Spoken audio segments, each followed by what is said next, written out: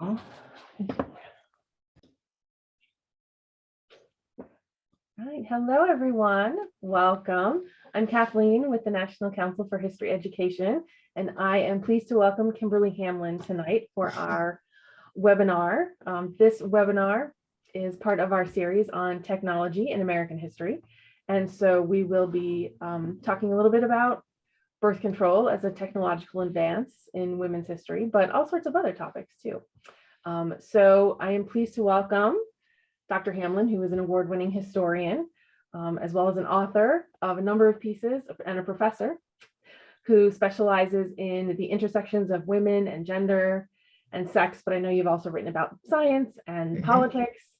We were just talking before our webinar started about her newest book, which was officially published in 2020, just as the pandemic hit.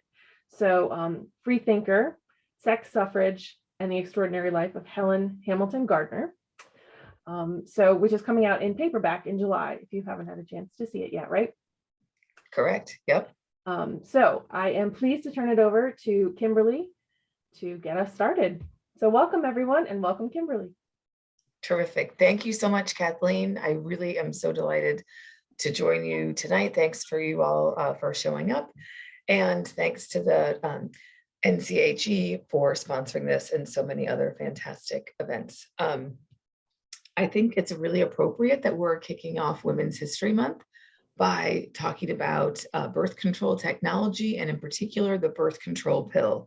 Like a lot of other historians of women, I happen to think that the birth control pill has done more to advance women's equality and women's autonomy than pretty much anything else that has ever happened to or for women. So we can discuss that at the end after my presentation, and you can see whether or not you agree or disagree, but that's my contention. So I'm glad to be starting off Women's History Month by thinking about birth control. I'm going to pause for 1 second and pull up my slides, share my screen.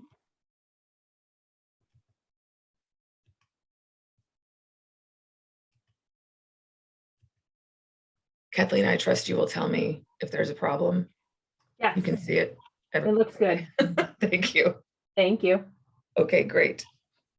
So first, I want to start off with a few kind of basic premises. One is that birth control in various shapes or fashions is as old as humanity.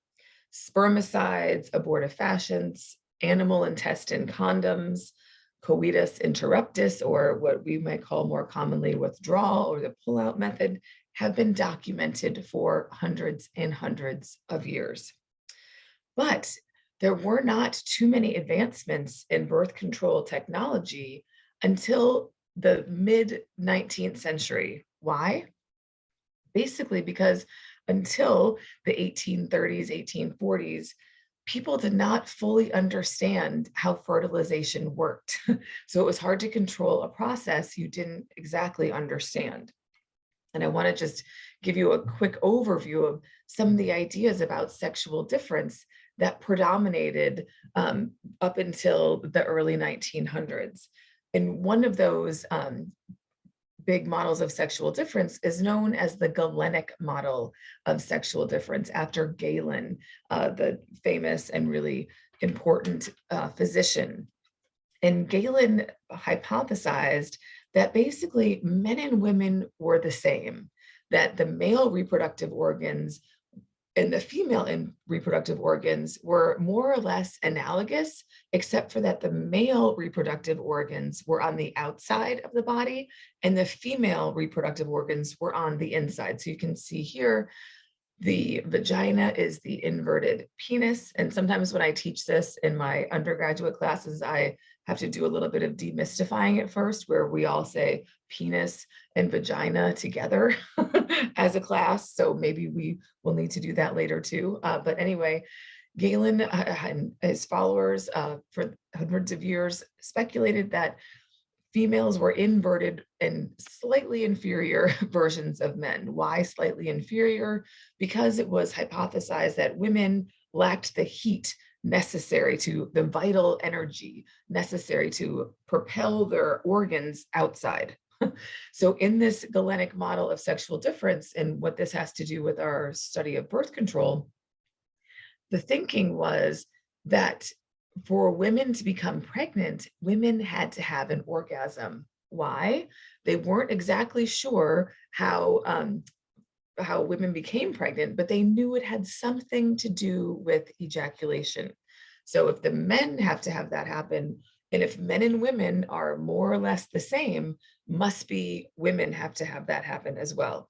So these are the sorts of ideas percolating when people are using, half of a lemon as a diaphragm, when people are using sheep intestine condoms to stop fertilization. So the things start to change, and our story is going to really start in 1827. So we're going to study from the 19th century through the 20th century tonight. And that's because that's when we start having some important discoveries. And first, I want to show you this graph documenting the fertility rate in the United States from 1800 to 2020. And you can see in the 19th century, a steep decline. So in 1800, the average white American woman had just over 7 live births. This does not include miscarriages. And by 1900, it was down to just over 3. So obviously this is far, long before the birth control pill, but something is going on, right? People did not all of a sudden stop having sex. So this shows that women and men are trying a variety of things to reduce and exercise some control over family size. Some of the things people are doing include some of the same things they've always been doing, right? Sheep intestine condoms, which were made in Europe, but imported to America. Male continence, as reformers called it. And birth control also in the 19th century increasingly meant voluntary motherhood. And this was a hard fought and hard-earned right that women's rights activists began to demand in the 1870s. And it basically meant the right to say no to one's husband. But it wasn't until scientists discovered the existence of the ovum in 1827, and then in 1843, when scientists learned that conception occurs when a sperm enters the egg, that we see real developments in the science and technology of birth control. Previously, it was only known that semen needed to enter the womb for a woman to be impregnated, and it was believed that men carried the life force and that the womb was just basically the home for it. But after 1827, 1843, we massively improve our understanding of reproduction and fertilization. Shortly thereafter, Massachusetts doctor Charles Knowlton began experimenting with douches, and particularly with syringes. So he advocated inserting various implements into the vagina to thwart fertilization. So this generally was alum or vinegar. Then he became really invested and excited about his findings, and he published a book in 1832 known as The Fruits of Philosophy, or The Private Companion of Young Married People by a physician.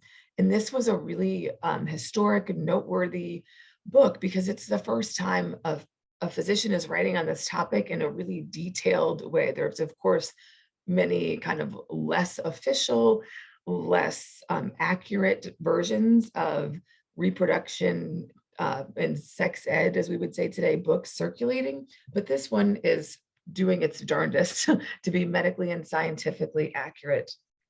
And to people who said that this was not really the place of science or the place of doctors, that it was irreligious, Knowlton wrote, "Mankind will not so abstain." That was a then and now, right? A popular method of birth control. But he said, "Mankind will not so abstain. Sex and sexuality," he said, "must move out of the realm of morality and into that of physiology." And that's what he attempted to do in this book. that circulates widely throughout the 19th century. Even though he repeatedly gets arrested and censored for publishing it, it's translated in many languages, published in many countries. And look how clever he is. He publishes it in this teeny, teeny, teeny book that's about 3 inches by 2.5. So you could fit it in your pocket or your purse discreetly, right? So he revises it, improves it over the 19th century, but this is kind of one of our earlier advancements in birth control in the US, the dissemination of this knowledge. Another development that we see is that in 1838, shortly again after the discovery, if you will, of the ovum, a German doctor named Friedrich Wilde invented cervical caps. And I have here sort of a history of cervical caps, and the lemon on the left is known to have been used at least by some Lotharios as late or as early as 1787 to today. Also, condoms were another popular, if less accessible, form of birth control in the 19th century and for hundreds of years before them. Condoms were mostly made from animal intestines, as I mentioned, and imported from Europe. But before 1840, condoms were very expensive. They cost about $1 when the average weekly earnings were only $14. So not a very popular or accessible form of birth control, although you could buy them discreetly in places like taverns, barbershops, or brothels. And here again, we see a technological advancement increase accessibility.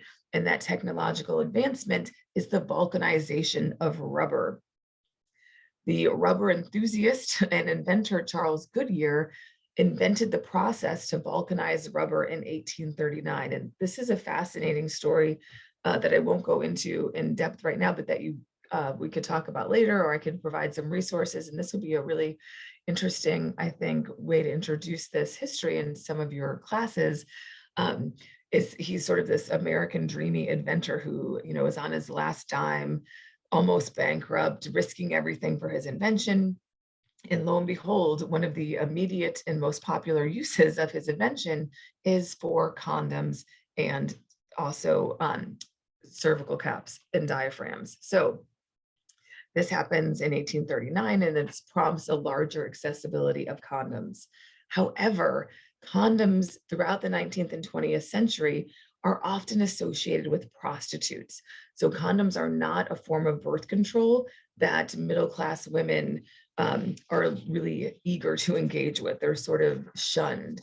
So for women, the most accessible and popular form of birth control in the 19th century were the discreetly labeled and very varied market of female pills. These were advertised widely in women's magazines, in pharmaceutical stores, in catalogs, various mail order catalogs, and they contained a lot of covert language. The advertisements would say things like, promises to restore blocked menstrual flow, right? So at first you're like, why do I want to restore my blocked? Oh, I get it. So they were designed to cure a variety of female ailments and widely available. The most common ingredient was pennyroyal, as you can see there in the tin on the left.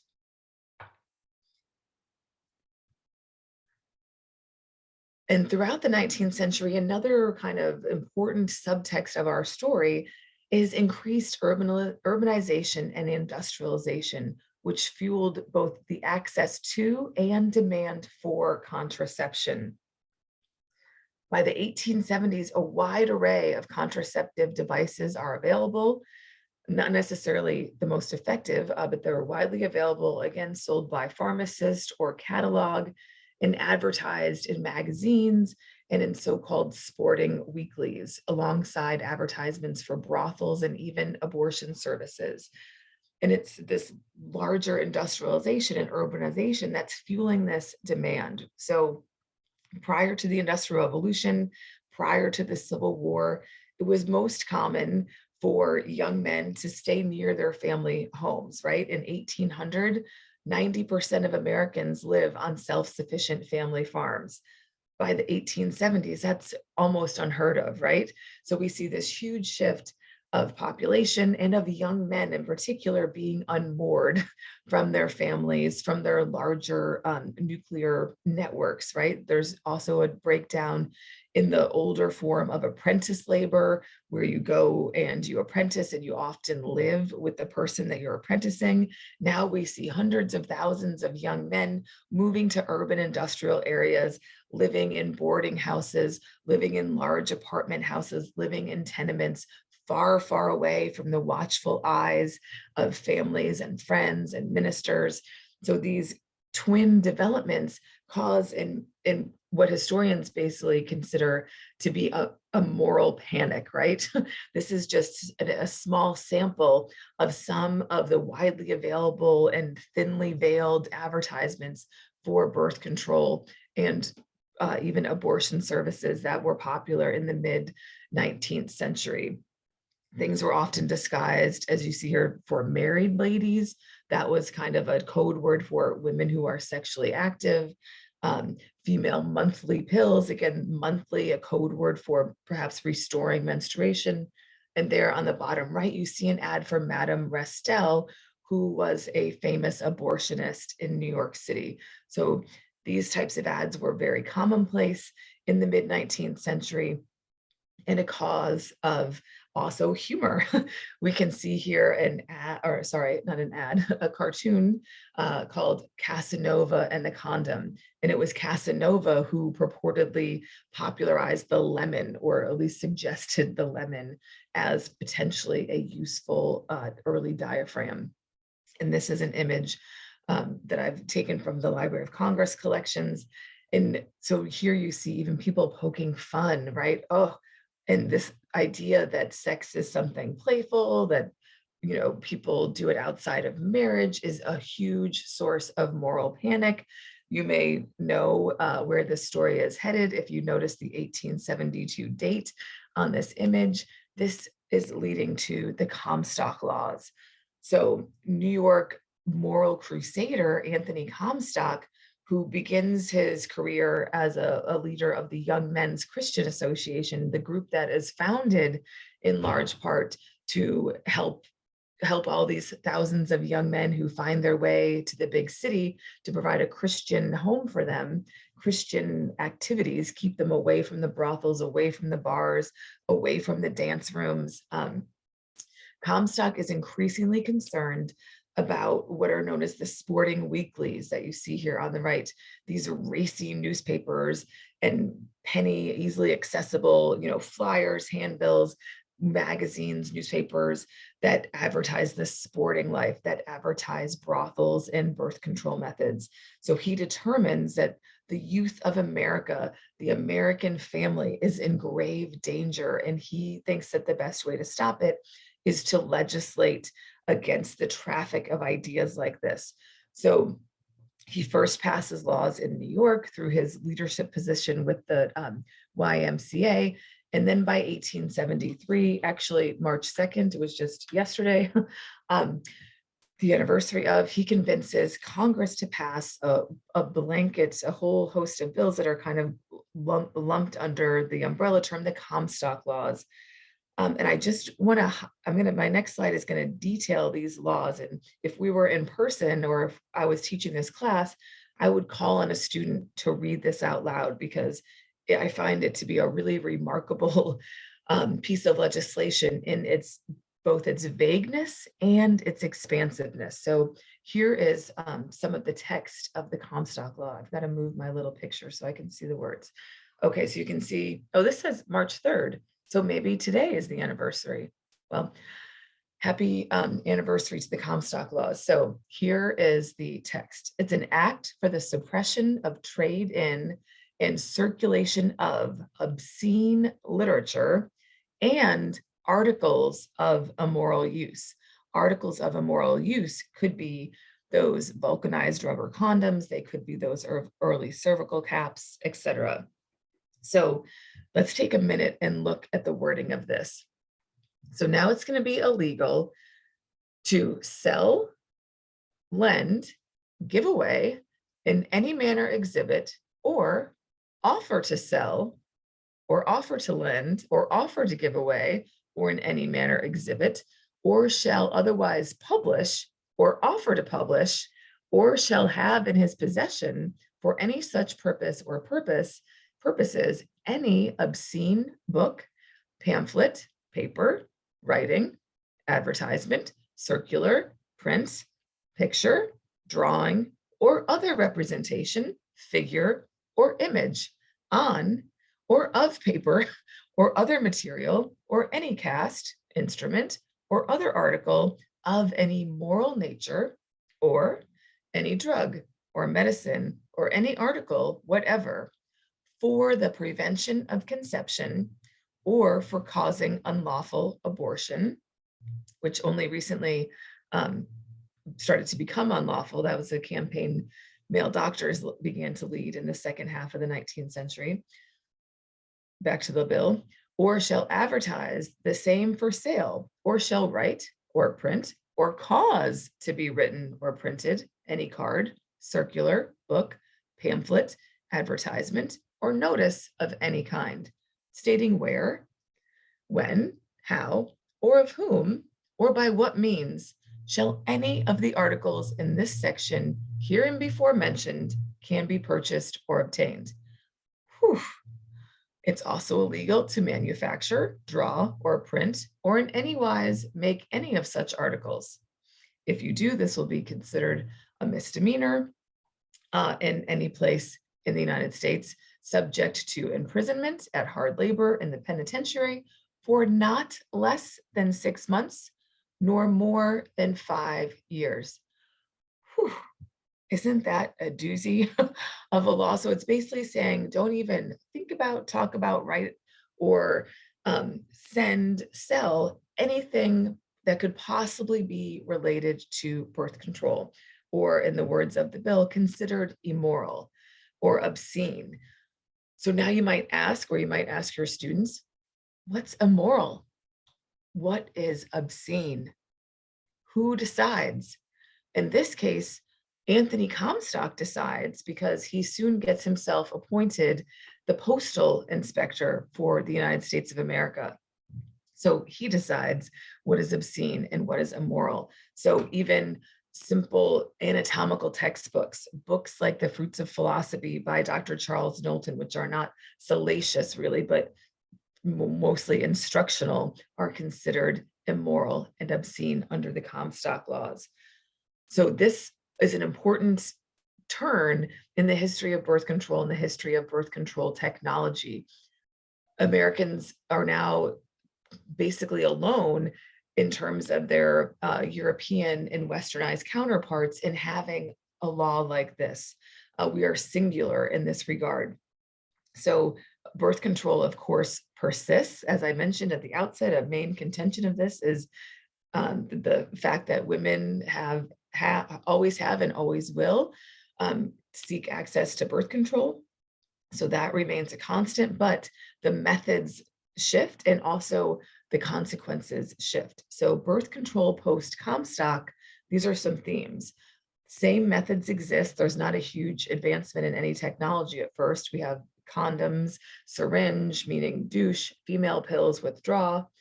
But now, due to another shift that we could talk more about in the questions, there's a move to rely more and more on male physicians, and especially male gynecologists who have taken over from midwives, reproductive health in the 19th century. There's more reliance on male physicians to prescribe diaphragms, to prescribe IUDs, intrauterine devices, or pessaries, which are first invented in the 1880s.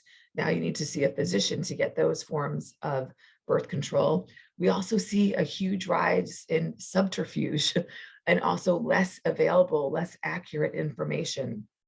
Another constant that we see after Comstock and even to today is that people with money, people with connections, people who are friends with doctors, people who travel, always have access to birth control technologies, right? So this is also a question of who has access and who doesn't. Birth control becomes, by and large, less effective and often more dangerous for women after Comstock.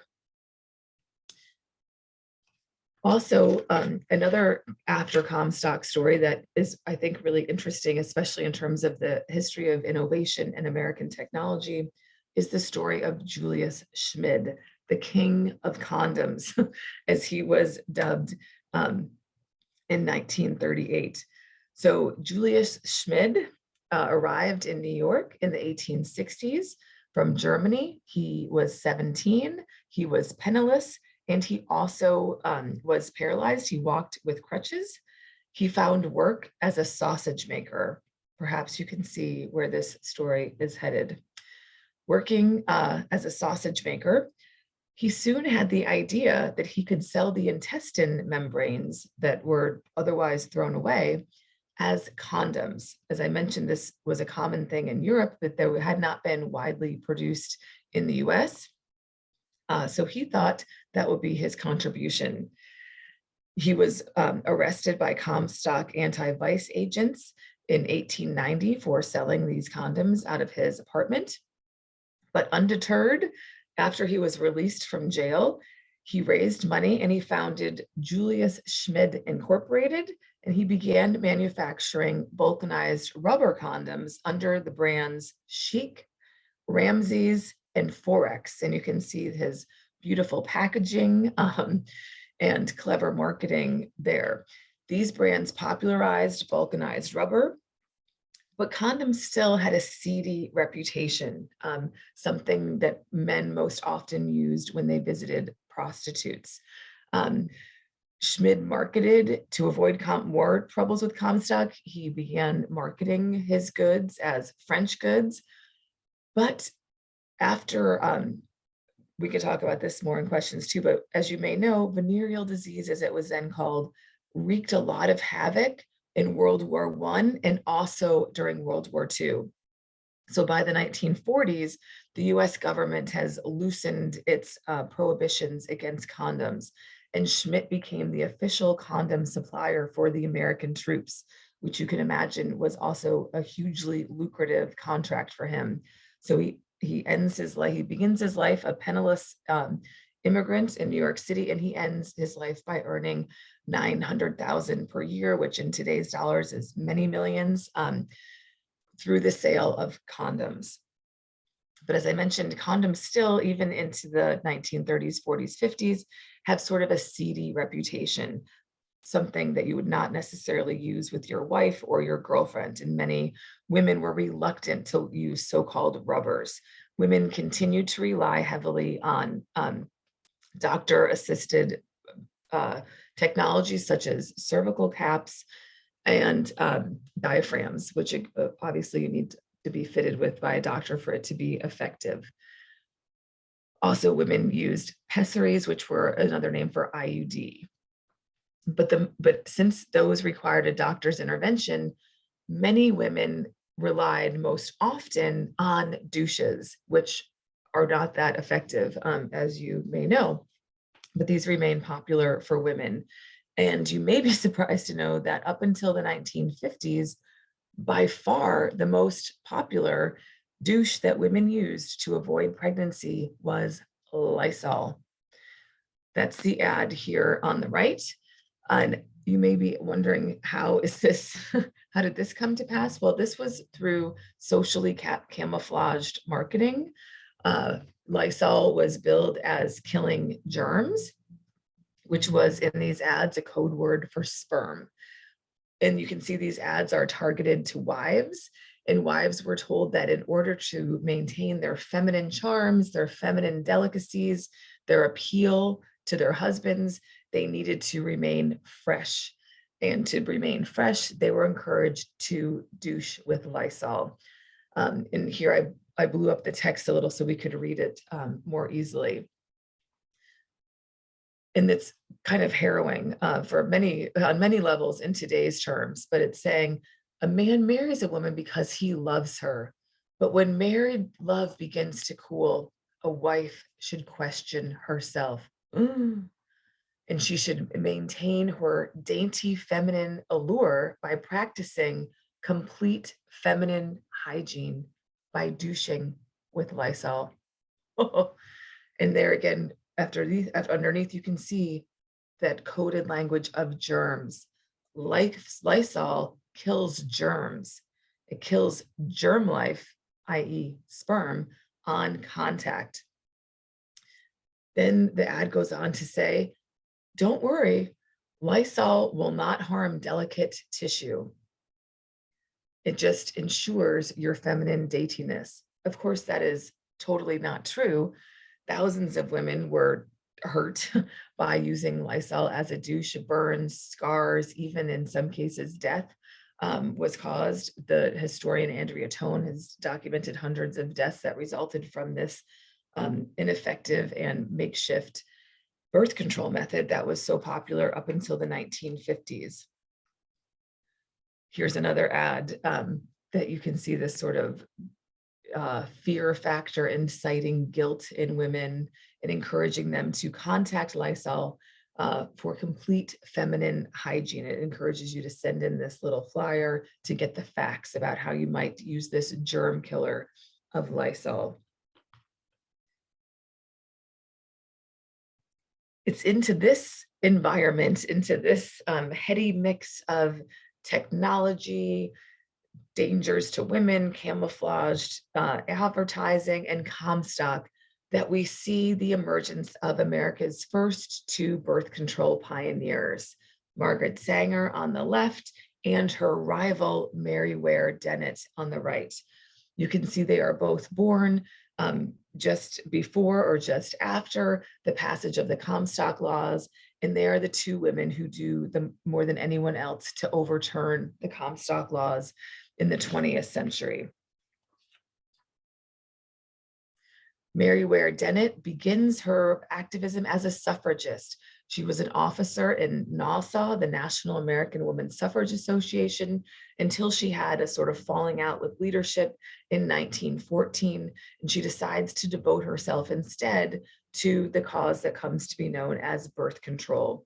She does so at first by publishing this pamphlet called The Sex Side of Life that she says she wrote for her two sons. And as you may not be surprised to know, she, of course, gets into trouble with Comstock, and she's arrested for writing and publishing this pamphlet. She became involved in birth control because she had nearly died giving birth to her third son, and the son did die in childbirth. She founded the American Birth Control League and the Voluntary Parenthood League. She met Margaret Sanger in New York City, where they were both living in the 1910s. And at first they were allies, but they soon became rivals. They debated what should be the sort of consensus, what should be the first and primary goal way through which women would attain birth control. And even more importantly to them, who was going to be the leader of this new movement. Mary Ware Dennett thought the best path forward would be a full outright repeal of the Comstock Laws. She thought that the best approach for birth control should emphasize free speech and reproductive autonomy and full equality for women. But she and her vision for birth control based on free speech and female equality were undone by her fiercely competitive rival, Margaret Sanger, who is obviously today the much more well-known figure. Sanger coins the phrase birth control in 1914, and in 1916, she opens the nation's first control clinic, which was open for all of 10 days before the police arrived to arrest her, her sister, and their friend Ethel, who were working there, and put them in prison. But in that 10 days time, Margaret Sanger claimed to have fitted 488 women with diaphragms. After getting arrested for violating the Comstock Laws, she flees the country, and she studied in England with famed sexologist Havelock Ellis, and she begins what becomes a lifelong pattern of going back and forth between the US and Europe and importing various birth control devices from Europe along with her. In 1936, she receives her first victory against Comstock when the Supreme Court rules in the Japanese pessary case that she does in fact have a right to receive the package of Japanese diaphragms that she has ordered to be delivered. So that was her first small victory over Comstock. Sanger achieves many victories in the coming decades and made many controversial decisions over that time, including the decision to partner with doctors to make birth control a more mainstream cause. In the 1920s and 1930s, physicians were very interested in population control, which soon gives way to eugenics, the idea that good people, the fit, should have more babies and less fit people should have fewer babies. Margaret Sanger, in her attempt to make birth control mainstream, to make it something that women of all races and classes in the United States could access, decides to partner with these physicians, population control experts, and even eugenicists. That was a very mainstream movement in the 20s and 30s, but she does make some controversial statements that we will discuss more later in her effort to gain respectability for her movement. More than anything else, Margaret Sanger was frustrated that in the past 100 years since Charles Goodyear figured out how to vulcanize rubber, there hadn't really been any advancements in birth control technologies. And she was especially frustrated that there were no birth control technologies that women themselves could utilize, and especially that women could utilize without their male partners knowing about it. She dreamed of what she called a magic pill. In the late 1940s, Margaret Sanger partners with her longtime acquaintance, Catherine Dexter McCormick, who had been one of the first women to graduate with a degree in science from MIT, and who had also been an ardent suffragist. They decide to partner. Catherine Dexter McCormick is super rich, so she's the funding, but they partner with the goal of developing this magic pill before they both die. What interests Catherine Dexter McCormick in the pill is that when she was married, she quickly realized that her husband was a schizophrenic, and she believed that schizophrenia was a heritable disease, so the couple determined not to have any children. This made her an early proponent of birth control. Her husband died in 1947, and she gained control of his $15 million fortune. At that time, she was 75, and Margaret Sanger was 68. And she reached out to Sanger and she said, let's do this. Let's make this magic pill happen. They first reached out to a scientist named Gregory Pinkus, who was an expert on mammalian reproduction.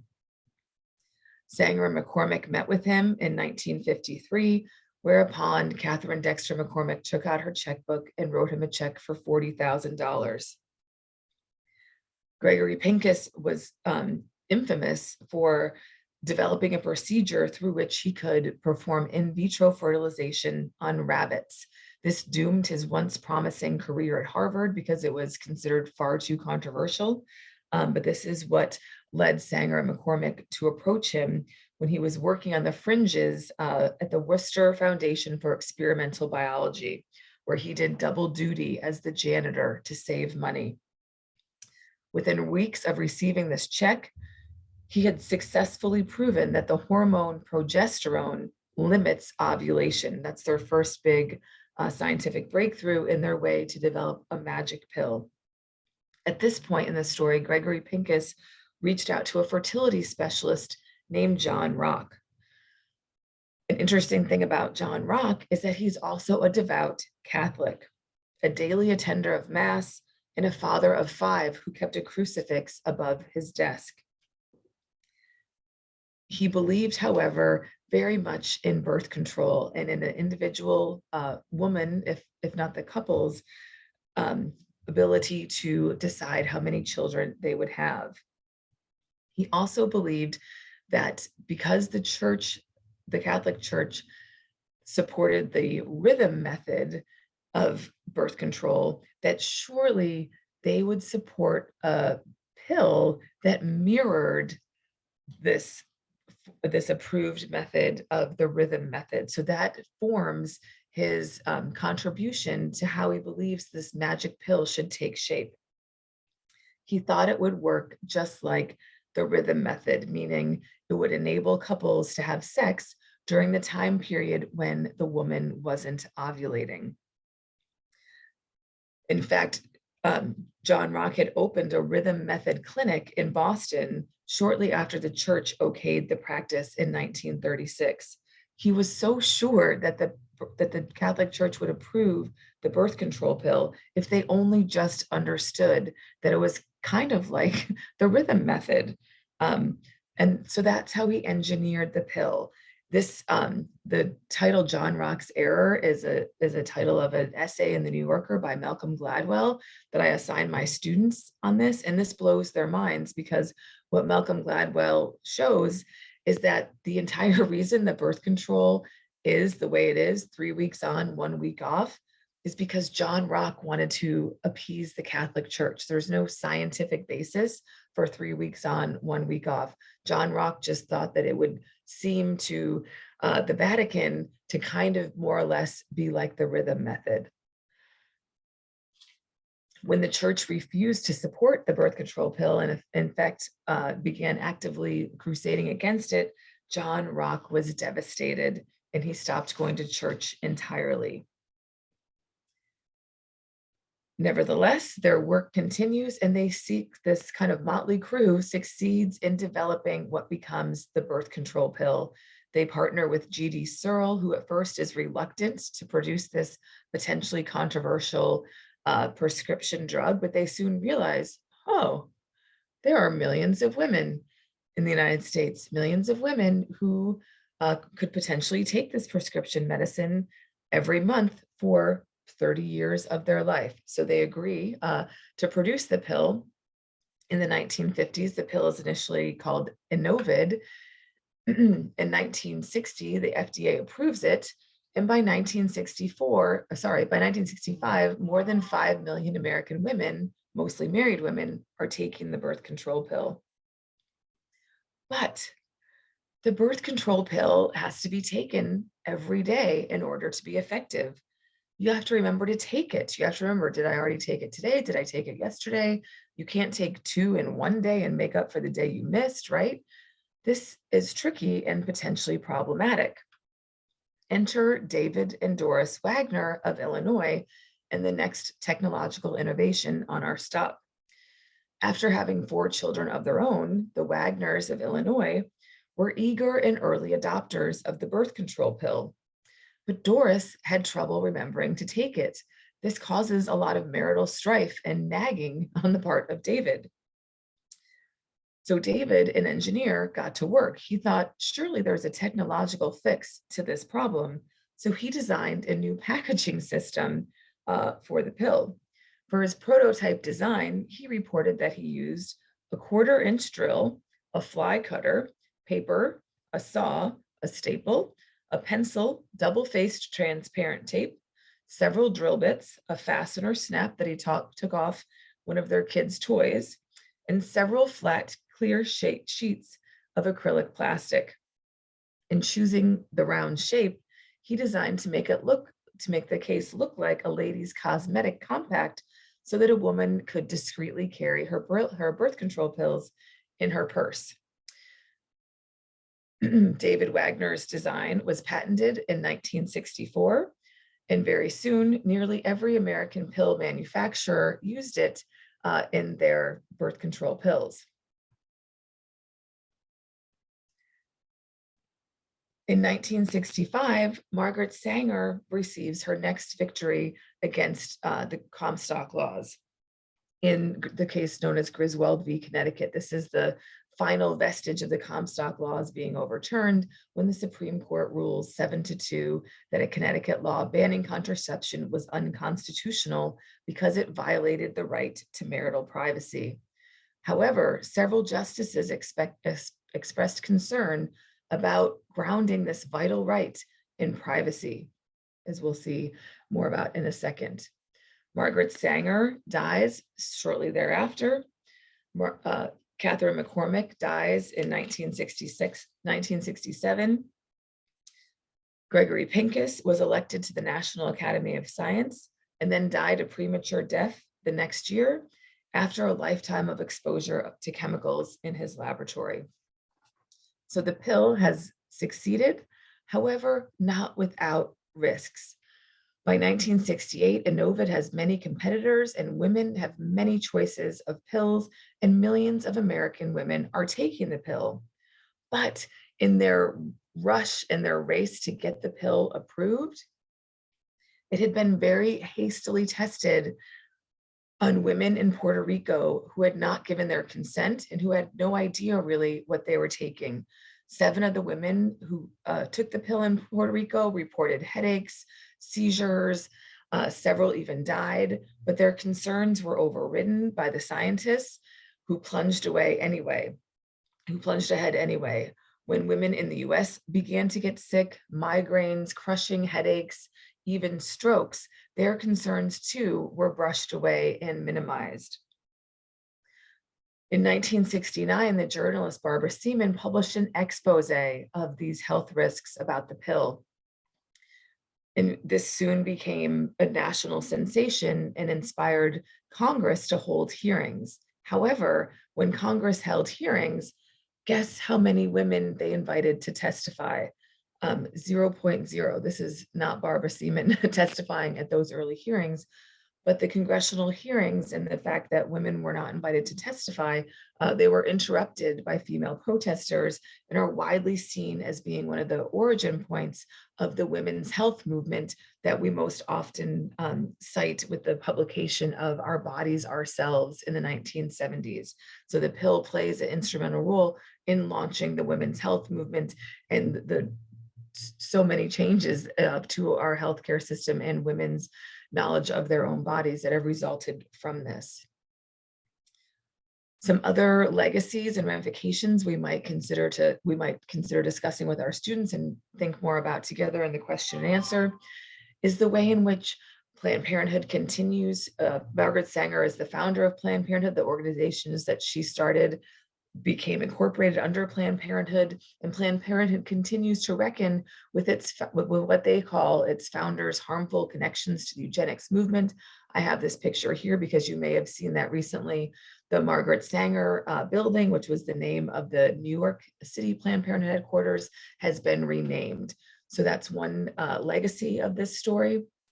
Another is the ongoing discussion of whether women's reproductive autonomy is a privacy right, or if, as people like the late Justice Ruth Bader Ginsburg believed, maybe it would have been better to argue for women's reproductive autonomy, including even access to abortion under the 14th Amendment as a right based on equality. So and another legacy that we can think about today is that the birth control pill is the most effective and most widely used contraceptive by women in the United States and around the globe. 14% of American women currently are on the pill, and globally, it remains the most popular form of birth control pill today. So some themes and questions, things we might discuss in a longer, more robust fashion in our classes and together tonight, if we have time, is the kind of pattern or theme of female activists demanding birth control, male scientists and inventors inventing birth control methods. We may think about who profits from this system.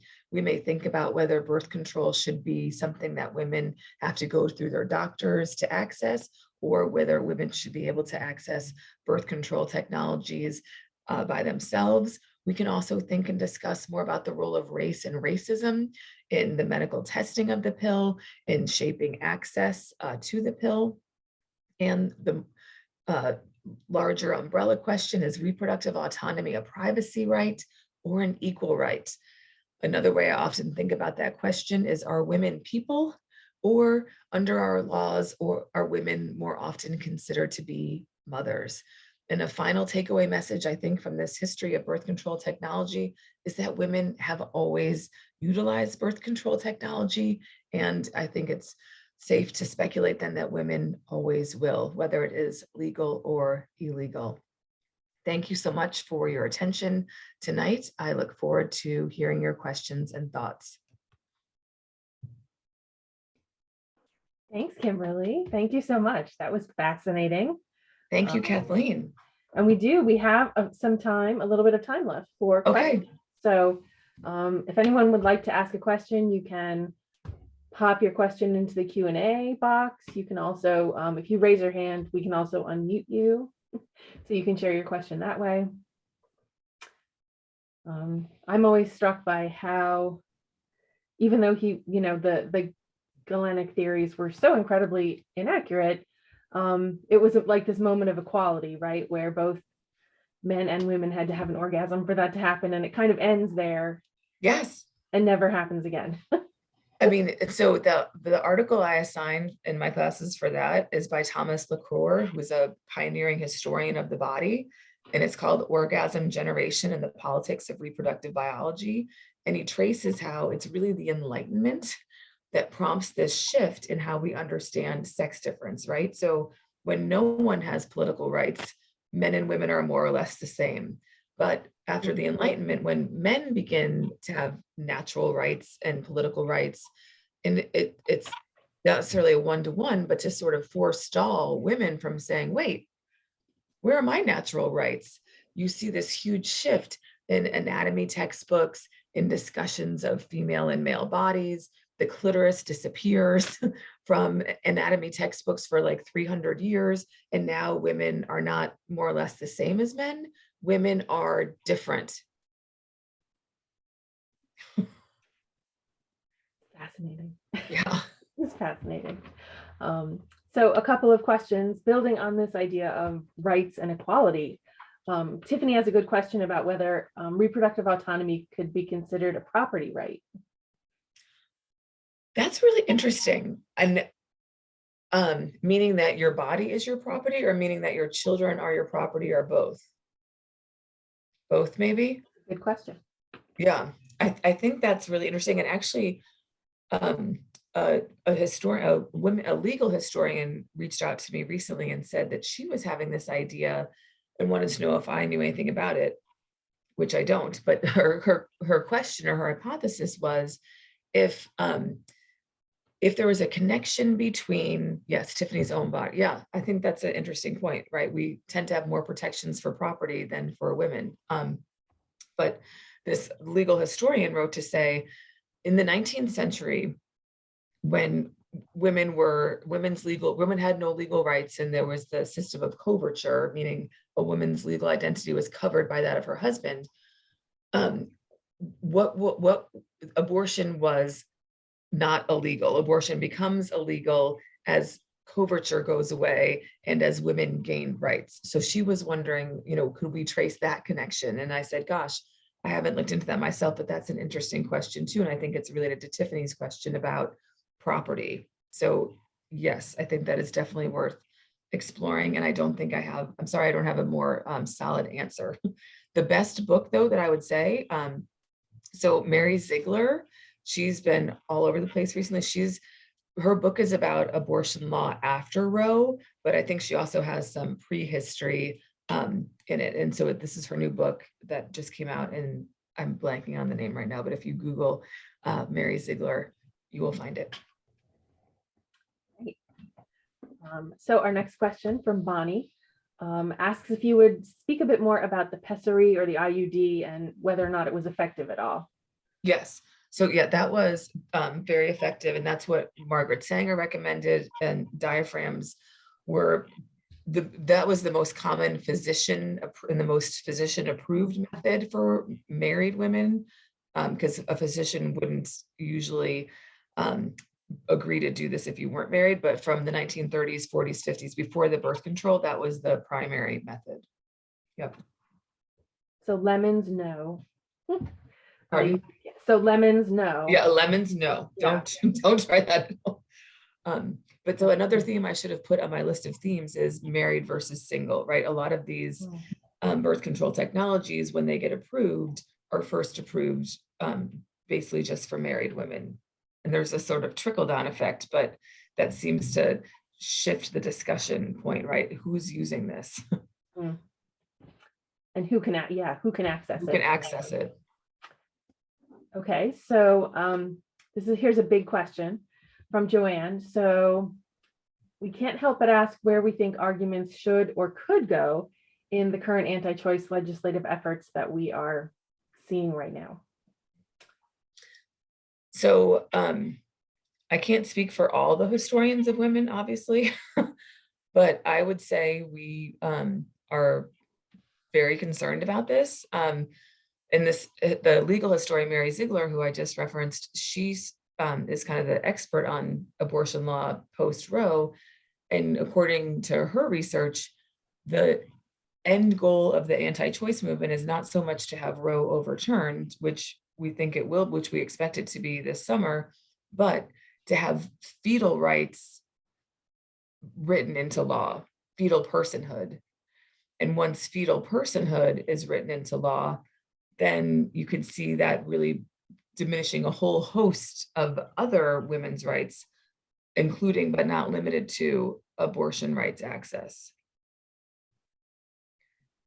So that's also having a lot of ramifications and debates about the Equal Rights Amendment, because anti-choice activists, I think, rightly perceive that if we had an Equal Rights Amendment, women could use the Equal Rights Amendment to demand bodily autonomy and reproductive autonomy, because to be a full person, you need to be able to control what happens to your body.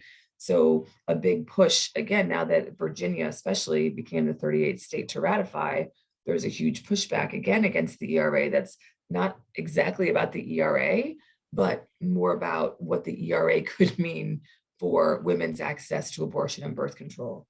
Mm-hmm.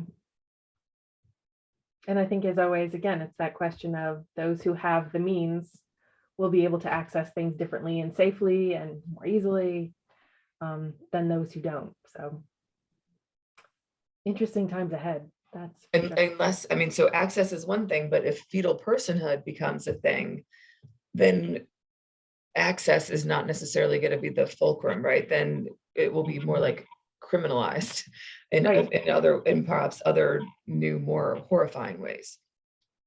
That is a good point. And thinking back to that Tiffany's question about property too, like right. Right. It's a little scary to say.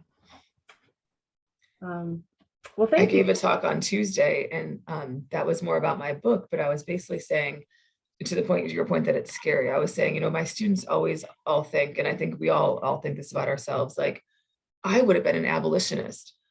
I would have been a suffragist. I would have been a civil rights activist. And I push back a little on that and say, really? It was hard. It was unpopular. People thought you were cuckoo for Cocoa Puffs. Your family was mad at you. You might have lost your job, right? To be an abolitionist, to be a suffragist, to be a civil rights advocate. Are we losing our jobs right now? Is our family ostracizing? We are, I mean, maybe too comfortable, and maybe it's time we make ourselves a little more uncomfortable, given what we're facing in terms of voting rights and in terms of women's rights. So true. And helping students understand how complicated students understand what activism means. Mm-hmm. And now is the time, everyone. Now is the time. All right. Well, any last thoughts, final questions from anyone? Great. Well, thank you so much on behalf of the National Council for History Education. Thank you all for attending. Thank you, Kimberly, for an amazing talk. It was wonderful to have you, and hopefully we will see you again at future NCHE events. I would love to. Thank you so much for having me. It's always a pleasure to work with you. Thank you. Thank you, and happy Women's History Month, everyone. Yes, thanks. Bye.